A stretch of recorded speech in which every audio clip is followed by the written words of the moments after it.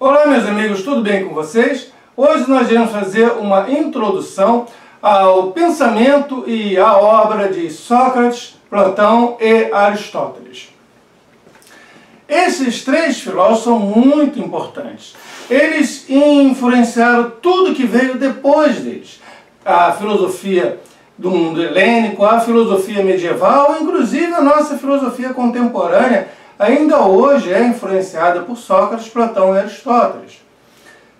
E, por sua vez, nós conhecemos o que veio antes desses três grandes filósofos por meio deles, da sua análise e da sua interpretação. Veja bem que divisor de águas. Nós olhamos para trás deles, pelos olhos deles. E hoje, nós temos toda uma filosofia construída a partir do pensamento destes três.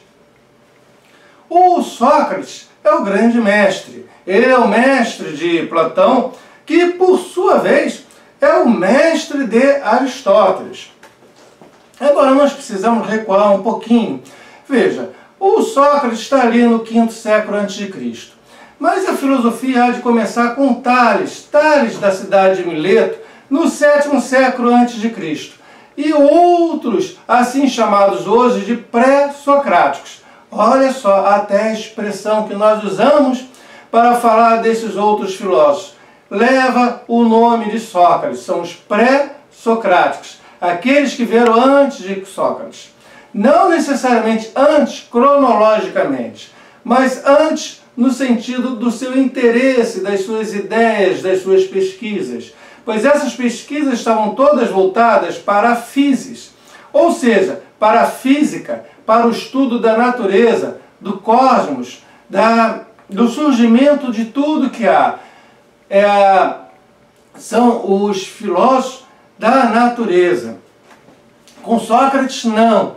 No 5º século, nós temos o Sócrates, temos também os sofistas, posteriormente as escolas socráticas menores e a escola de Platão, então os socráticos, que vão estar voltados para o estudo do humano.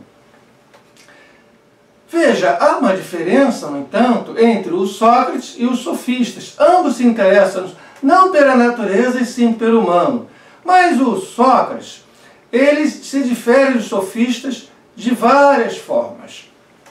Os sofistas ensinavam a retórica, que é a arte da persuasão, por meio de um discurso longo. É o que os políticos usam ainda hoje. É te persuadir, te convencer a fazer alguma coisa, mesmo que fuja da verdade. Para o sofista, a verdade não tem importância. Na verdade a verdade não existe, gente. A verdade é relativa para o sofista. Eles defendem toda a relatividade do conhecimento. O importante é eu te convencer alguma coisa. Tem a verdade, é aquele que consegue convencer o outro que ele tem a verdade. O Sócrates não. O Sócrates não vai usar a retórica, não, o discurso longo. Ele vai preferir um discurso curto, pequenas perguntas, pequenas respostas. Uma conversa, um diálogo. Ele há de chamar isso de maiêutica, que é o parto das ideias. Ele vai buscar, dentro do seu interlocutor, a verdade que já lá está presente. O Sócrates vai dizer, eu não estou aqui para ensinar coisa alguma, estou aqui para aprendermos juntos. A verdade você já possui. Eu vou ajudar no parto desta verdade, no parto desta ideia que já está dentro de você. E com relação à relatividade de conhecimento, Sócrates diz, não, existe uma verdade, posso até não conhecê-la, mas existe uma verdade, então eu posso buscar esta verdade. E o Sócrates, ele valoriza muito a oralidade, a filosofia, enquanto uma conversa entre duas ou mais pessoas. Portanto, ele entende que a filosofia escrita é uma filosofia morta. Ele nada escreve. A escrita não tem condições de me responder pergunta alguma. Só uma pessoa viva pode dialogar comigo, responder minhas perguntas e fazer novas.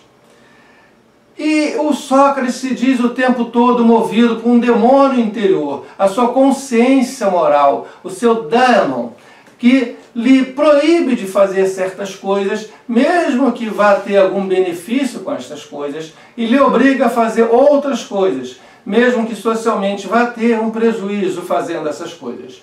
Foi assim que ele manteve a verdade até a morte, tomando cicuta, sendo injustamente condenado pelos concidadãos de sua cidade natal, Atenas. O Sócrates há de buscar a verdade o tempo todo. Tá? A filosofia do Sócrates está toda voltada para questões morais e éticas. Tá? Ele vai fazer uso do diálogo, sim, mas é um diálogo curto, é a maiêutica. Tá? E vai estar presente nele o método indutivo, ou seja, eu vou do particular para o geral, para conceitos gerais, mas sempre a partir do particular. Gente, se você está gostando aqui do nosso bate-papo, deixa o teu comentário que eu quero saber a tua opinião. E se não é inscrito, se inscreve no canal. Afinal de contas, você não vai querer perder todo esse curso de filosofia, não, gente? Então se inscreve no canal. Vamos voltar então ao Sócrates. Para ele, viver bem é viver com justiça e na busca da verdade. Por que isso? Porque ele há de igualar a verdade ao bem e também à justiça. Verdade, bem, justiça, sabedoria são uma só e mesma coisa. Então, se você quer viver bem, tá? Você tem de viver com justiça e tem de se voltar para a sabedoria, buscando a verdade. Quem pratica o mal o faz por ignorância. Seja um ladrão, um assassino, um bandido, um mentiroso, se essa pessoa tivesse noção do que é realmente o bem, ela não praticaria o mal, ela praticaria o bem. O método socrático, a maiêutica, se dá em dois momentos. Primeiro, há uma ironia. A ironia, ela visa a destruição daquelas coisas que a pessoa acredita serem a verdade. E na verdade não é a verdade, não, gente?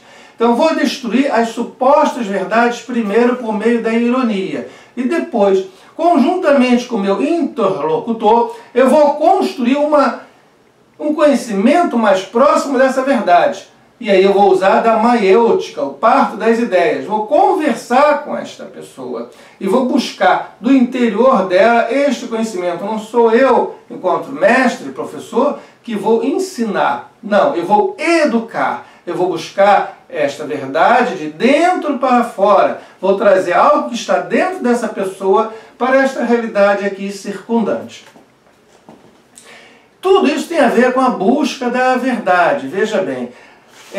Tanto o método socrático, tanto também a destruição das falsas crenças por meio da ironia. Porque essas falsas crenças, que vão se assenhorar do direito de serem a verdade, não passam de doxa. Doxa, para os gregos, é opinião.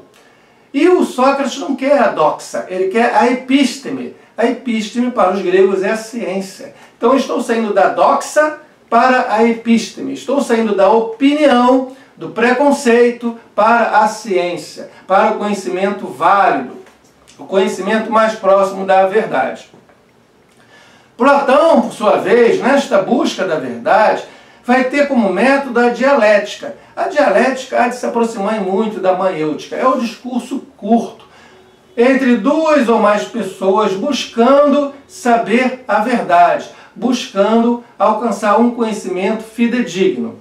Então, o método de Sócrates é a maiêutica, o de Platão é a dialética e o de Aristóteles é a lógica. O Aristóteles há de desenvolver a lógica dos silogismos, muito importante.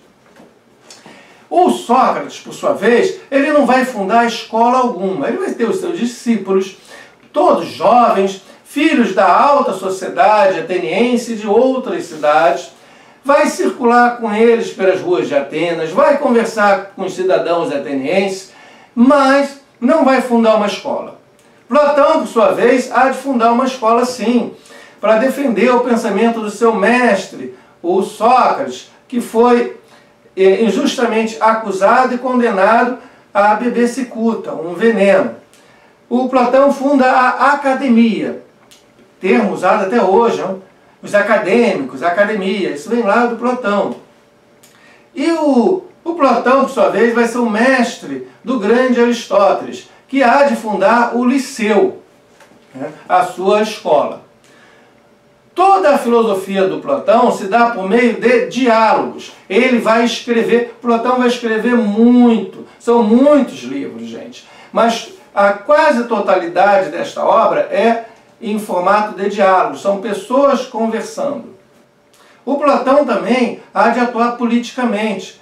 Ele busca a construção de uma cidade ideal, uma cidade justa, uma cidade onde haja a verdade.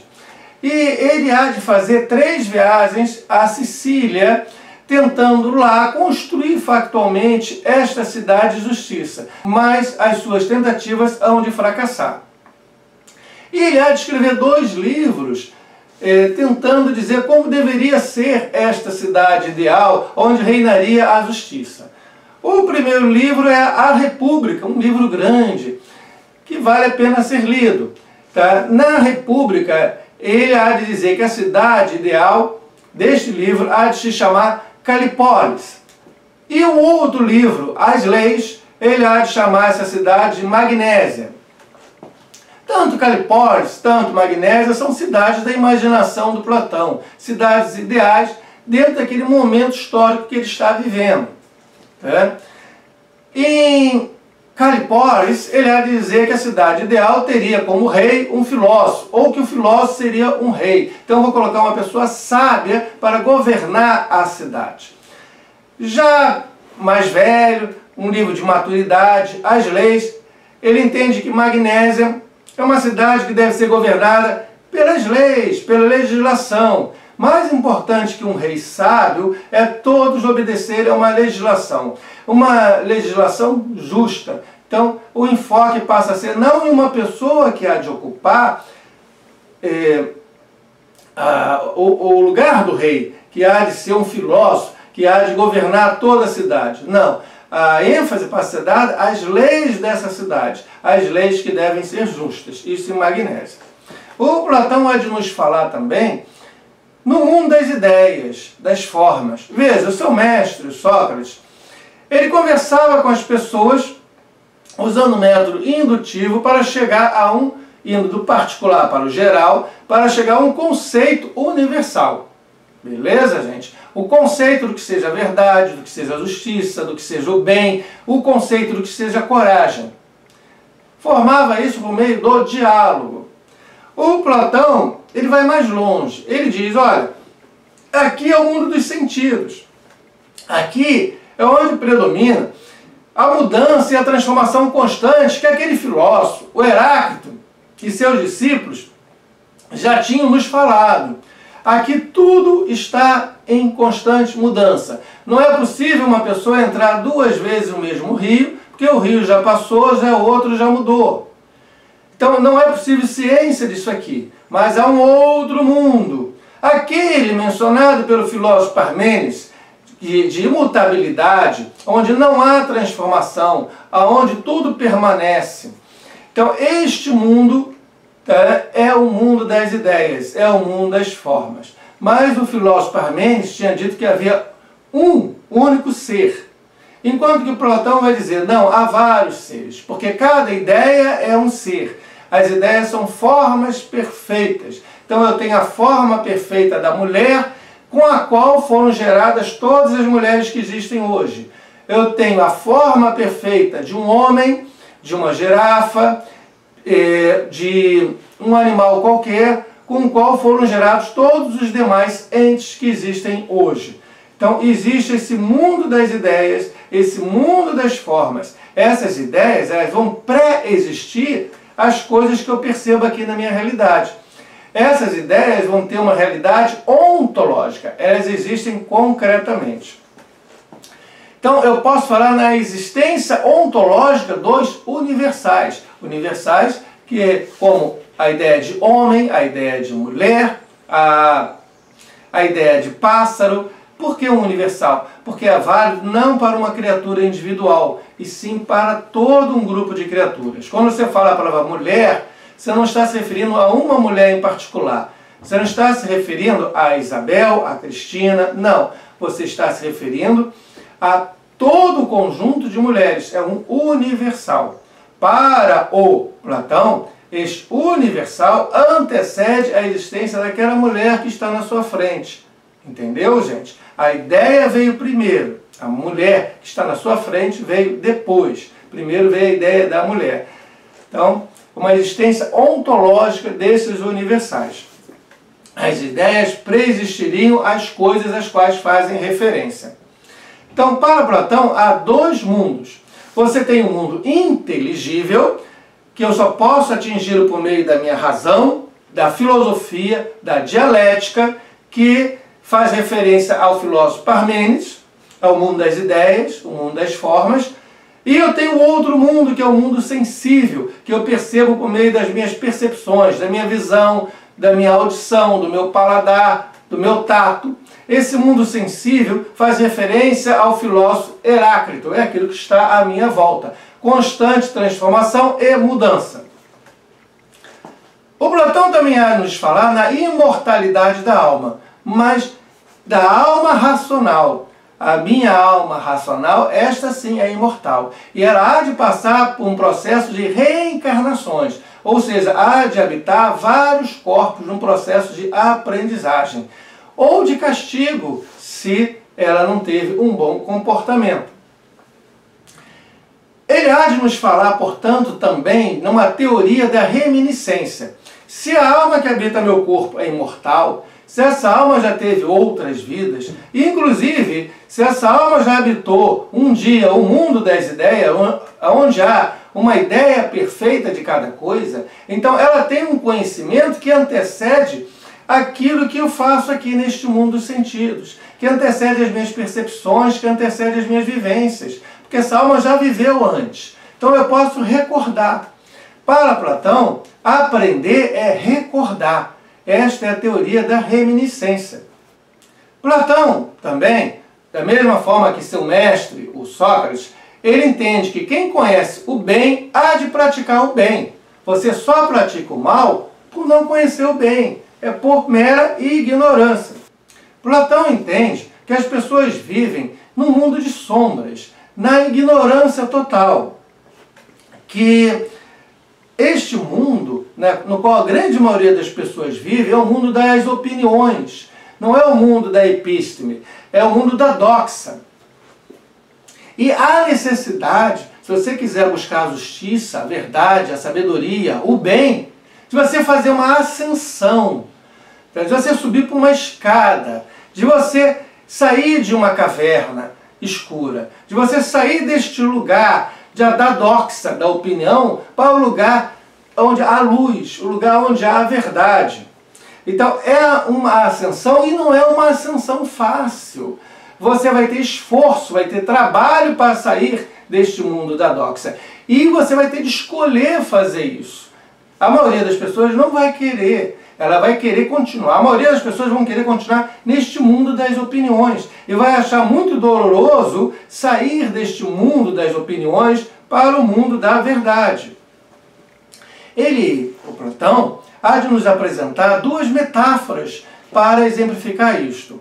A metáfora dos prisioneiros da caverna, pessoas desde o nascer acorrentadas no interior de uma caverna, que só veem as sombras que são projetadas na parede à frente delas, decorrentes de objetos que passam na frente de uma fogueira que se encontra atrás delas. Então elas só veem essas sombras. Se um dia um desses prisioneiros se soltar e sair da caverna, passar pela fogueira e fazer uma escalada árdua, difícil, e chegar do lado de fora da caverna, ele vai encontrar a luz do sol. Que ele não vai ver como uma coisa boa não, porque vai ficar cego.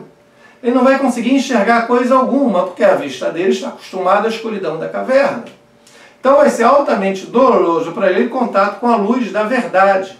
Né? Mas, se ele persistir, ele vai começar a enxergar uma realidade muito mais ampla do que aquelas sombras que ele enxergava na caverna. E se um dia ele resolver retornar à caverna para contar o que ele sabe agora, ele não vai enxergar coisa alguma quando entrar na caverna escura, porque porque a vista dele já está acostumado com a luz do sol. E quando ele chegar falando das coisas que ele viu, vão pensar que ele é louco, que ele está maluco e que você não deve sair da caverna, porque se você sair da caverna, você vai ficar louco igual a este.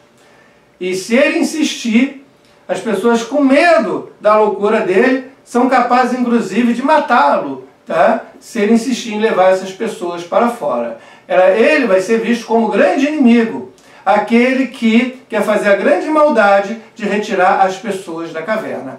É uma referência, claro, ao seu mestre, Sócrates, que foi condenado à morte, tá? Simplesmente por querer tirar as pessoas da caverna. Ele apresenta a metáfora da luz do sol, dizendo que você tem as trevas da escuridão e a luz do sol, mas que as trevas não existem, porque quando a luz do sol chega, as trevas se dissipam, elas somem. Temos também o terceiro grande filósofo, o Aristóteles, discípulo de Platão. Ele há discordado do mestre em vários pontos. Segundo Aristóteles, só há um mundo, não há dois. O mestre, Platão, falava, não, tem um mundo inteligível, onde temos ideias perfeitas de cada coisa, o mundo das formas, e tem o mundo dos sentidos. O Aristóteles vai dizer, não, mestre, tem um mundo só, tá? O mundo dos nossos sentidos, aquilo que eu percebo. Só existe isso aqui que eu percebo. Mundo das ideias, mundo das formas, não existe, tá? Não, tá? E ele há inspirado no seu mestre Platão de falar no ilemorfismo. E Aristóteles há de nos falar do ilemorfismo. O que é o ilemorfismo? Veja, é a junção de forma mais matéria. Morfismo vem de morf, forma. E ile é matéria. Então, quando eu falo em ilemorfismo, estou dizendo que a matéria está sempre junto da forma. A forma vem lá do mundo perfeito de Platão, o mundo das ideias. Só que aqui o Aristóteles vai dizer, ó, a forma não está separada lá no mundo das ideias, não. A forma da mulher está junto com a matéria que compõe a mulher. Ou seja, eu tenho ossos, água, carne, sangue, o somatório dessas coisas na forma de uma mulher. Então eu tenho a matéria e a forma. A forma não subsiste sem a matéria. Eu não consigo olhar para alguma coisa e ver somente a matéria. Eu vejo sempre uma forma. Então, obrigatoriamente, eu vejo a forma junto com a matéria neste nosso mundo. O Aristóteles só há de separar a forma da matéria quando ele estiver falando da origem de tudo, quando tudo começou. O primeiro motor, o que é Deus. Quando ele for falar no surgimento desse universo, aí ele obrigatoriamente há de separar matéria da forma. Mas para dizer como tudo surgiu um dia, para explicar o que é Deus. A partir do momento em que as coisas estão aqui presentes, matéria e forma obrigatoriamente estão juntas, vinculadas. Eu vejo uma mulher, eu vejo a Isabel, eu vejo a Rose, eu vejo a Cristina. Eu vejo a matéria, que é formada de ossos e carne, água e sangue, junto com a forma de uma mulher, obrigatoriamente. A mesma coisa ocorre com um carro. Tá? Tem a borracha, tem o metal, mas eu vejo a forma de um carro. Os universais, para o Aristóteles, eles possuem uma realidade lógica e conceitual. Ele vai buscar lá aquela ideia do Sócrates, do conceito. Tá? E a realidade é lógica, não é ontológica. O universal mulher não possui uma realidade independente da Rose. Não. Tá?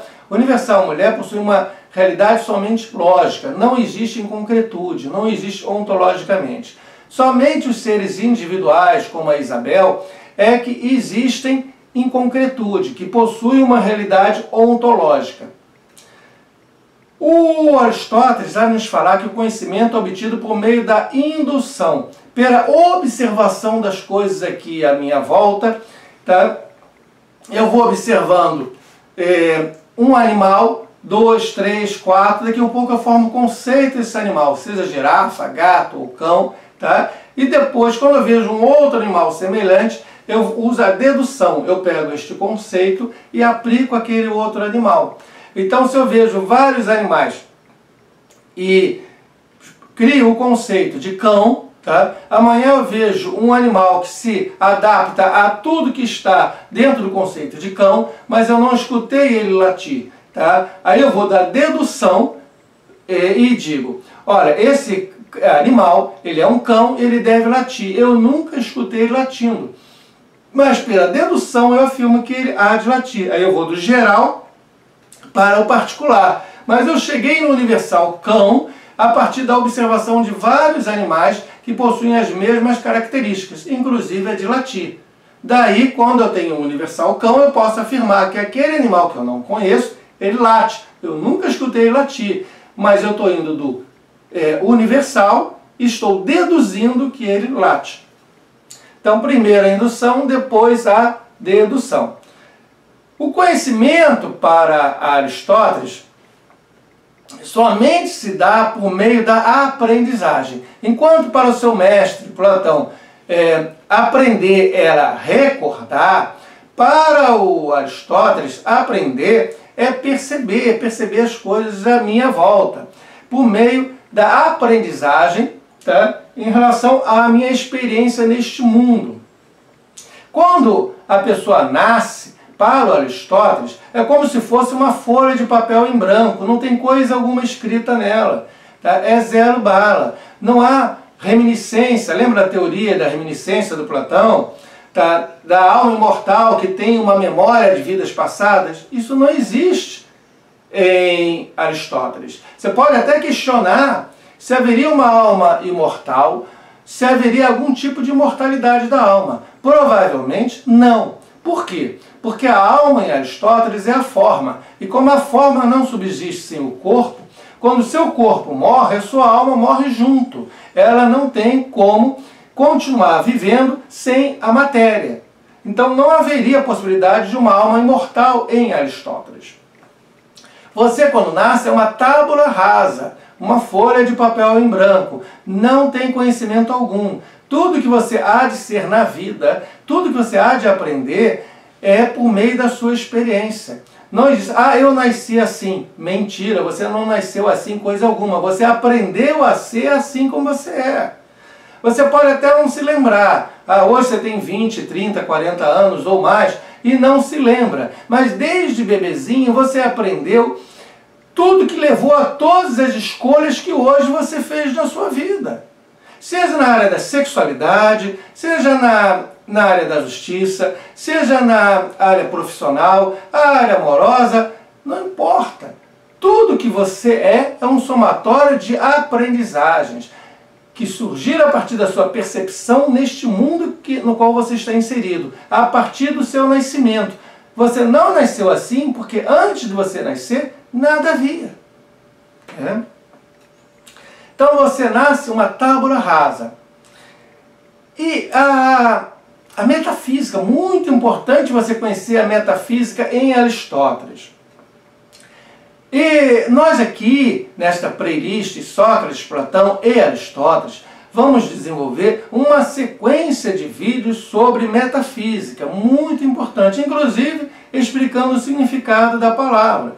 Porque metafísica, quando a obra de Aristóteles for organizada, significa simplesmente os livros que estão depois dos livros da física. Os livros que foram organizados depois dos livros da física. Aristóteles chamava a este conteúdo de filosofia primeira e não de metafísica. Agora, hoje, modernamente, contemporaneamente, nós chamamos realmente de metafísica a este conteúdo. E há vários conceitos realmente fundamentais que você deve conhecer, e nós já temos vídeos no canal hoje, explicando cada um deles individualmente. Por isso que eu não vou dar atenção aqui neste vídeo, para que ele não fique excessivamente grande. Procure o respectivo vídeo e veja, por exemplo, o que é matéria e forma, muito importante para Aristóteles. Veja o vídeo em que eu falo sobre potência e ato, outros dois conceitos de metafísica muito importantes. Veja o vídeo que eu falo sobre a substância e o acidente, importantíssimo.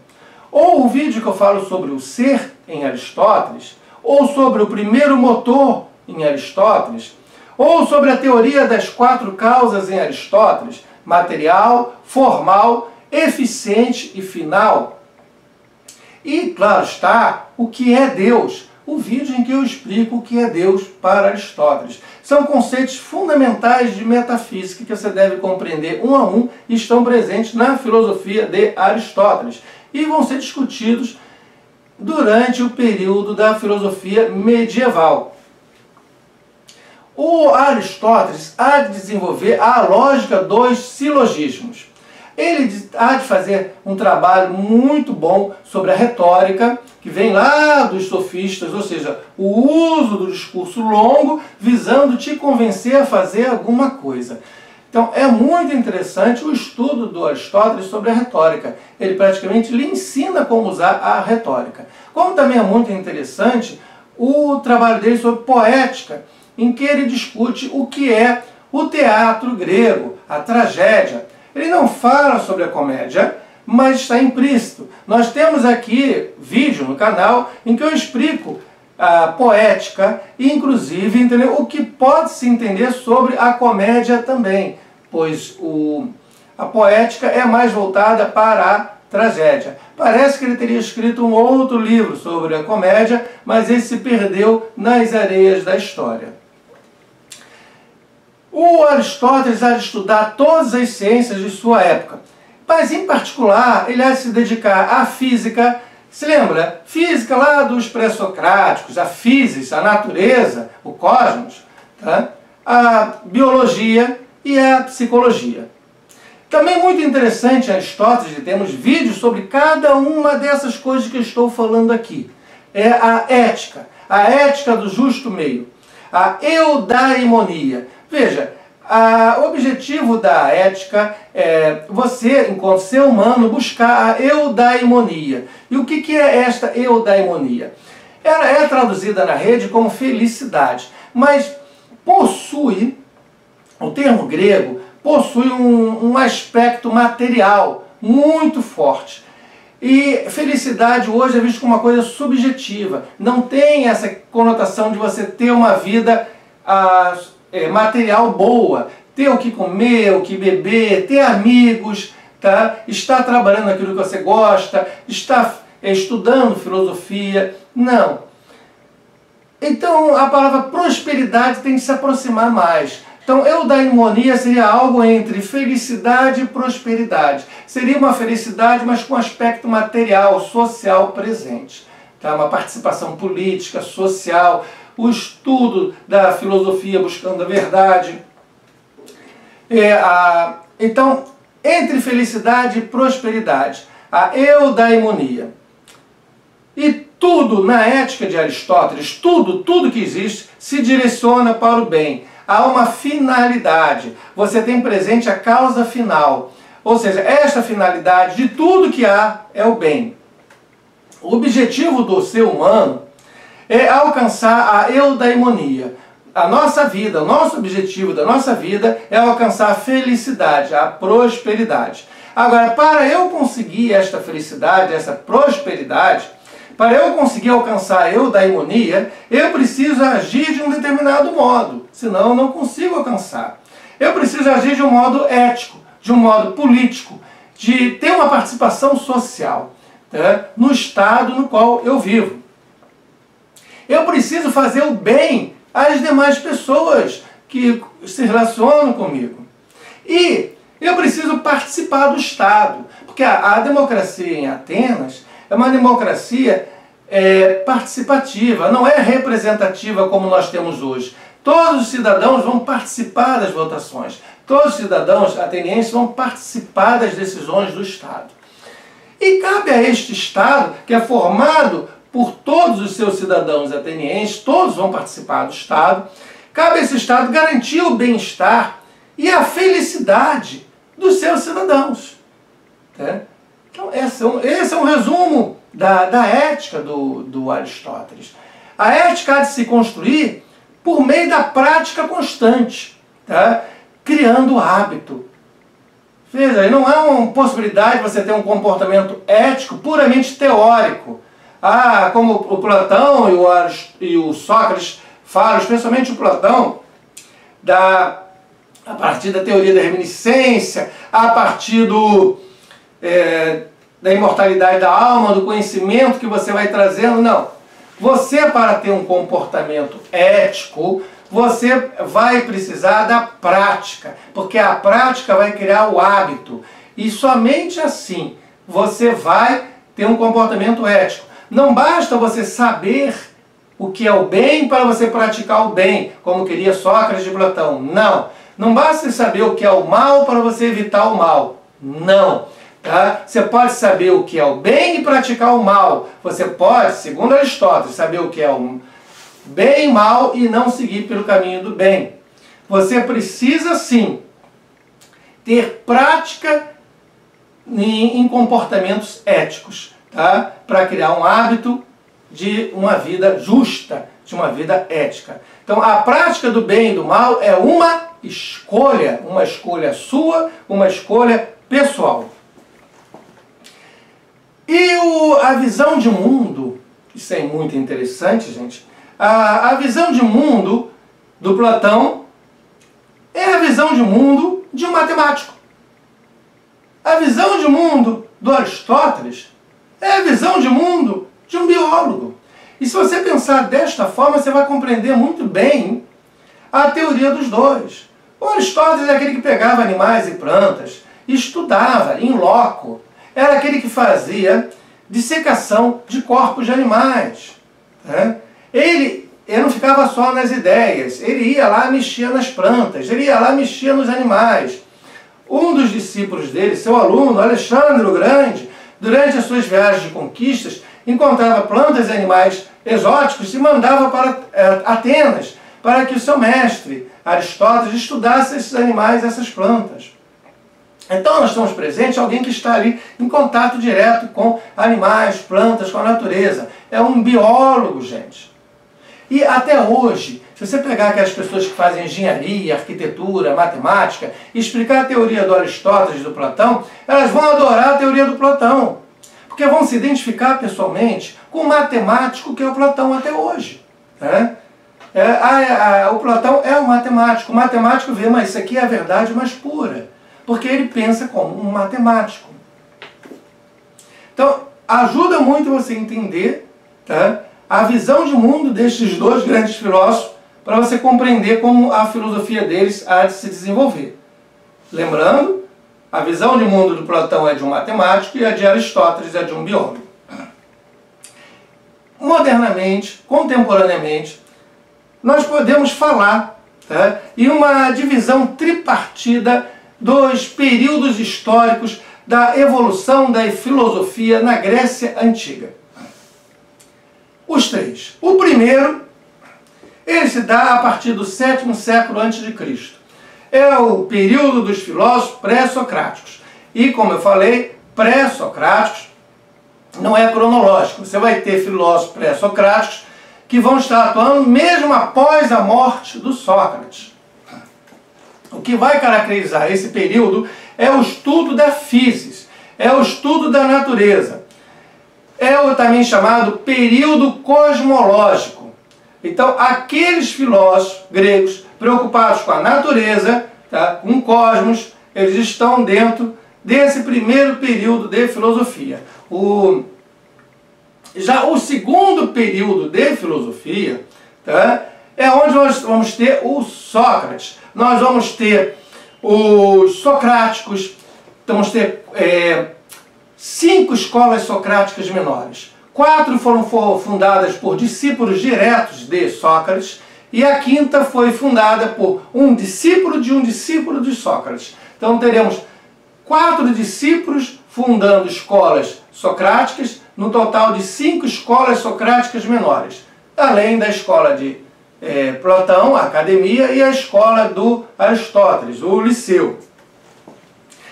Temos os sofistas, também muito preocupados com o humano. Tá? Então, essa ênfase no ser humano há de caracterizar o período antropológico. E, por fim, temos Aristóteles. Com Aristóteles nós temos um novo período. Já tivemos o período cosmológico, o período antropológico e agora teremos o período sistemático. O período sistemático há de começar com Aristóteles. Nele nós temos uma ênfase na organização e na delimitação da filosofia e das demais ciências. E com isso eu fecho esta introdução à playlist Sócrates, Platão e Aristóteles. Cada um dos temas aqui abordados nesse vídeo foi desenvolvido em maior profundidade em um vídeo específico dentro dessa playlist, que agora eu sugiro que você veja a playlist Sócrates, Platão e Aristóteles. Gente, olha, muito obrigado mesmo pela presença até aqui. Valeu, até mais!